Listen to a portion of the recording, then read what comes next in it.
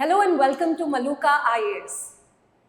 Paris Olympics is right now being spoken about for many different reasons. एक तो interesting है, दूसरा dangerous भी है. डेंजरस क्यों है शायद हम किसी और वीडियो में करेंगे, लेकिन आज we'll talk about the controversial nature of this particular Olympics, जिसकी वजह से Christians all over the world are having a very big problem. You see, in the opening ceremony of the Paris Olympics, एक depiction हुई थी जो कहीं ना कहीं रिलेटेड थी to the last supper. The last supper एक बहुत ही ज्यादा फेमस पेंटिंग है by Leonardo da Vinci which represents an entire last meal of Jesus Christ, जहां पे कहीं ना कहीं वो लास्ट मील इसलिए कहा जाता है क्योंकि वो बता रहे हैं कि उनके डिसाइपल्स में से एक उनके खिलाफ जाने वाला है, जो कि होता भी है बाद में. उस डिसाइपल का नाम था जूडस. लेकिन कहीं ना कहीं इस ओपनिंग सेरेमनी में इस पर्टिकुलर लास्ट सपर को थोड़ा अलग तरीके से डिपिक्ट किया गया है, जो कि people are not liking at all because they feel that it goes against their religious beliefs. So much so that Iran में बैठे हुए प्रेसिडेंट मसूद पेजेश्किन ने भी ये चीज बोली है और इस चीज की निंदा की है, क्योंकि कहीं ना कहीं वहां पे भी क्रिश्चियनिटी की मान्यता है.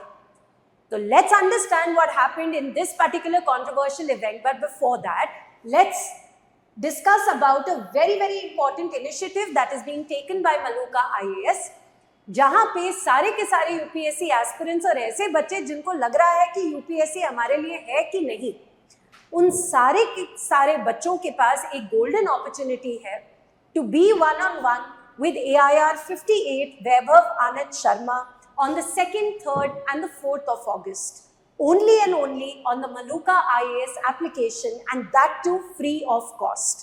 So do not waste this opportunity and download our application today and get registered for this free of cost wonderful class by Vaibhav Anand Sharma. So चलिए आइए, let's understand what has happened. So सबसे पहले तो मैं आपको दिखाना चाहती हूँ इस पिक्चर को. तो सबसे पहले तो आपने लास्ट सपर की पिक्चर देखी. अब ये था ओपनिंग सेरेमनी में, जहां पे कहीं ना कहीं LGBTQ कम्युनिटी को, ड्रैग क्वींस को, इन सबको रिप्रेजेंट किया गया था. अब पेरिस ओलंपिक्स के कन्वीनर्स का ये मानना है कि ये इंक्लूसिविटी ऑफ द सोसाइटी को डिपिक्ट कर रहा है, जहां पे हम अहमियत दे रहे हैं टू द LGBTQIA+ कम्युनिटी, जो कहीं ना कहीं इंक्लूडेड फील नहीं करती हमारी सोसाइटी में. एंड राइटफुली सो, बिकॉज काफ़ी सारे देशों में इन सारी कम्युनिटीज़ के लिए कोई लॉज नहीं बनाए गए इनके इंक्लूसिविटी के लिए. But the way that they have been depicted and the fact that it is depicting the Last Supper, that is what has sort of hurt the sentiments of Christians all across the world.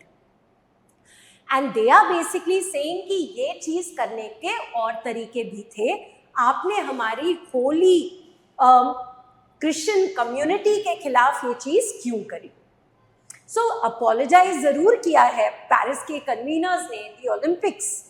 And I am sure Emmanuel Macron सोच रहे हैं कि मैं किस तरीके से इस Olympics को एक सक्सेसफुल इवेंट बनाऊं, क्योंकि कभी न्यूज़ आती है कि एयरपोर्ट में बॉम्ब स्क्वायर हो गया, कभी न्यूज़ आती है कि ट्रेन्स में बॉम्ब स्क्वायर हो गया, फिर न्यूज़ आती है कि जहाँ पे ट्रायथलीट स्विमिंग करने वाले हैं उस रिवर का जो पानी है वो बहुत बेकार है, उनकी हेल्थ खराब हो जाएगी, और फिर जाके ये वाली चीज़ आ जाती है जो लोगों के रिलीजियस सेंटिमेंट्स को हर्ट करती है. तो और किसी चीज़ के लिए ये पेरिस 2024 ओलंपिक्स याद रहे ना रहे, लेकिन इसके लिए ज़रूर याद रहेगा for its controversies again and again.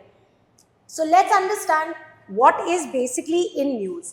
So the Paris Olympic organisers have already apologised for depicting Leonardo da Vinci's the last supper in their own way, right. And they also said that this was not कि वो Jesus Christ के खिलाफ करना चाहते थे या Christianity को नीचे दिखाना चाहते थे, ऐसा उनका कोई इंटेंशन नहीं था. उनका इंटेंशन सिंपली पुट एक ही चीज़ थी कि वो inclusion of the LGBTQIA+ community करना चाहते थे, which has sort of received a lot of flag from everywhere all across the world. Religious bodies ने कहा है कि ये सीन्स ऑफ डिरिजन है, इन्होंने मजाक उड़ा दिया क्रिश्चियनिटी का, राइट। अगर इजिप्ट की बात करें वहां पे भी लोग बोल रहे हैं, मैंने अभी आपको बताया Masoud Pezeshkian himself the president of Iran has also said कि यार ये बहुत ही बड़ी मौकरी हो रही है, there are protest that are happening. And कुछ तो ऐसी बहुत सारी डिजिटल न्यूज़ है जिन्होंने बिल्कुल ओलंपिक्स के बारे में बात ही करनी बंद कर दी थी। अगर आप आज जाके गूगल पे ये लिखेंगे the depiction of the last supper, तो you will see so many protests happening in many places all across the world. People are not happy with this, for which the apology has also been made. But now let's understand ऐसा क्या है इस last सपर में। ये last सपर की जो painting है ये क्रिश्चियन ट्रेडिशन में बहुत ज़्यादा मान्यता इसकी है, क्योंकि जैसे कि मैंने आपको बोला ये एक प्रोफेसी वाली पेंटिंग थी जहाँ पे जीसस क्राइस्ट ने ये प्रोफेसी दी थी कि मुझे अगर कोई बिट्रे करेगा तो अपना खुद का एक डिसाइपल बिट्रे करेगा। और कहीं ना कहीं ये हुआ भी in terms of Judas who was his disciple who later on betrayed him, and finally जिसकी वजह से उनकी एग्जीक्यूशन भी हुई थी। So the last supper refers to the final meal जो जीसस क्राइस्ट ने शेयर किया था अपने डिसाइपल्स के साथ उनके क्रूसिफिक्शन से पहले, जिससे पहले nobody had betrayed him, but after that scene changed completely, right. So importance is कि एक फाउंडेशनल इवेंट है क्रिश्चियनिटी के लिए, क्योंकि तब तक लोग सिर्फ और सिर्फ उनकी बातें सुन रहे थे, उनकी आइडियाज के साथ मिल रहे थे। लेकिन जब जीसस क्राइस्ट की क्रूसिफिक्शन हुई और उसके बाद उनकी रेजरेक्शन हुई, that's when people started thinking of him as God and praying to him as God, right. That was the landmark event in Christianity, जो कि डिपिक्ट किया गया था एक बहुत ही ज्यादा फेमस पेंटर के द्वारा, लियोनार्डो डा विंची। सो फाउंडेशनल रिचुअल था ये, कहीं ना कहीं it was the last supper with the disciples. New relationship के बारे में अगर बात करें तो कहीं ना कहीं in Christianity it is said that is Jesus Christ blood is taken as wine and that is how your relationship with your God increases, ये उनकी मान्यता है, right. And finally the ultimate sacrifice जहाँ पे क्रूसिफिक्शन हुई and the ultimate revival जिसको हम बोल देते हैं रेजरेक्शन। मुद्दे की बात ये है कि ये इतना बड़ा जो स्पोर्ट है जो कि स्पिरिट ऑफ वन के बारे में बात करता है। जब हम ओलंपिक्स का भी लोगो देखते हैं जो different colours on a white background, those rings that are intertwined on a white background, what does it depict? It depicts that the world is one. It depicts that it is representative of each and every country.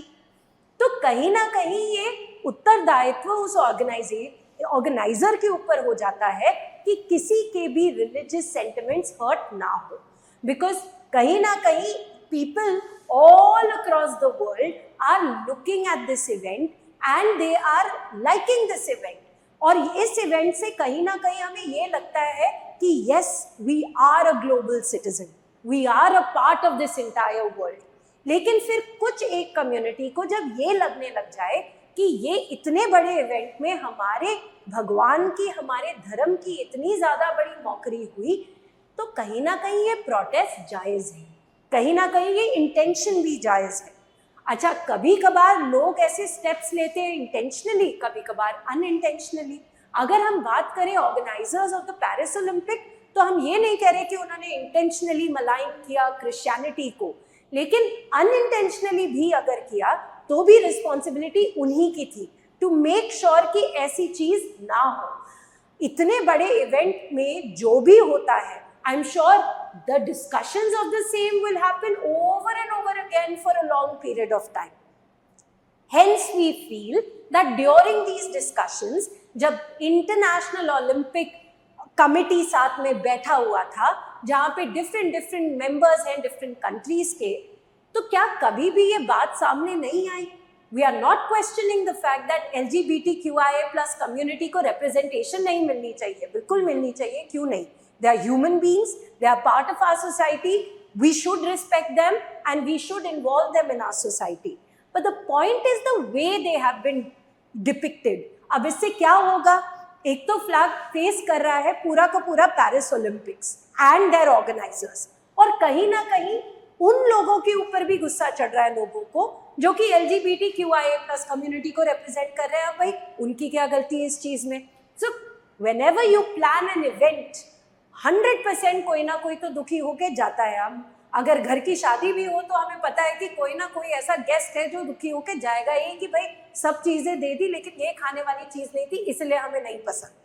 हम उन चीजों की बात नहीं कर रहे, वो छोटे छोटे हिकअप्स होते हैं। But this is a huge day, the opening ceremony and the final ceremony of the Olympics and Olympics as an event is watched by everyone or most of the people all throughout the world. So this was something which was avoidable and it wasn't avoided. And so for years together people will talk about this controversial opening ceremony of the Olympics. So washing of the feet and prophecy की बात मैंने already कर ली है, तो Judas की बात भी हो गई। अच्छा चलो एक और चीज की बात करेंगे। जो भी बच्चे बार बार न्यूज़पेपर पढ़ रहे हैं, ओवर द इयर्स पढ़ रहे हैं, उनको रियलाइज हुआ होगा कि ये लास्ट सपर वाली कहानी हमने पहले भी सुनी थी, लेकिन वो थोड़े छोटे प्लेटफॉर्म पे सुनी थी। ये तो वर्ल्ड प्लेटफॉर्म पे सबके सामने इन्होंने कर दिया, लेकिन काफी साल पहले ये सिमिलर चीज चाइना ने भी की थी, जहां पे ये ओलंपिक का इवेंट नहीं था, G7 की कंट्रीज को डिपिक्ट किया गया था और साथ ही साथ उन्होंने चाइना और इंडिया को भी डिपिक्ट किया था।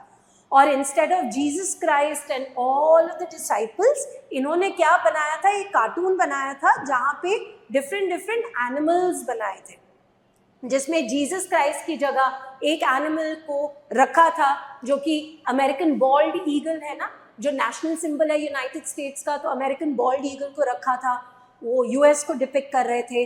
फिर साथ में जापान को डिपिक्ट किया था, जो फुकुशिमा रिवर का पानी ऐसे डाल रहे हैं, right.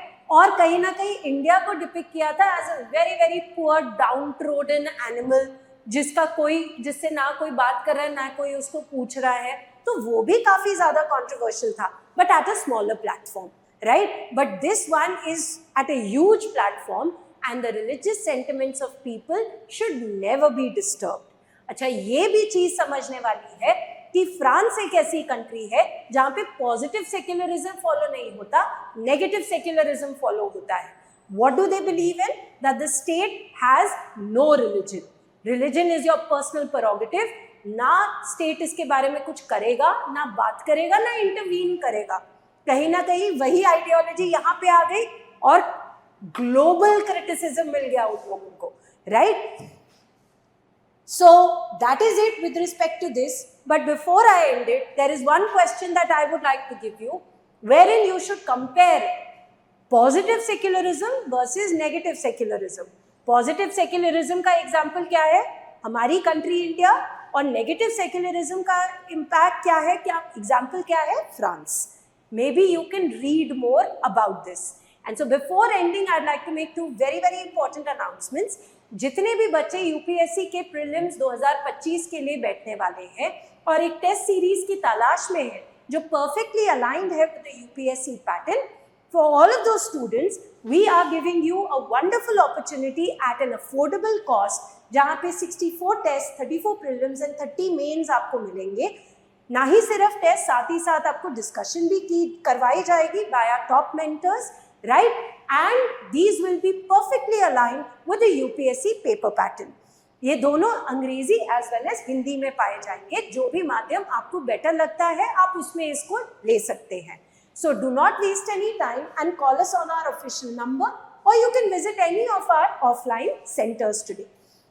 And finally, the most loved test series by every UPSC aspirant, Maluka IAS की monthly to the point current affairs, ये आपको बहुत ही ज़्यादा अफोर्डेबल प्राइस पे मिलेगा in both English as well as Hindi. So thank you very much and I will see you soon with an even more important topic. Till then, take care and study hard. Thank you.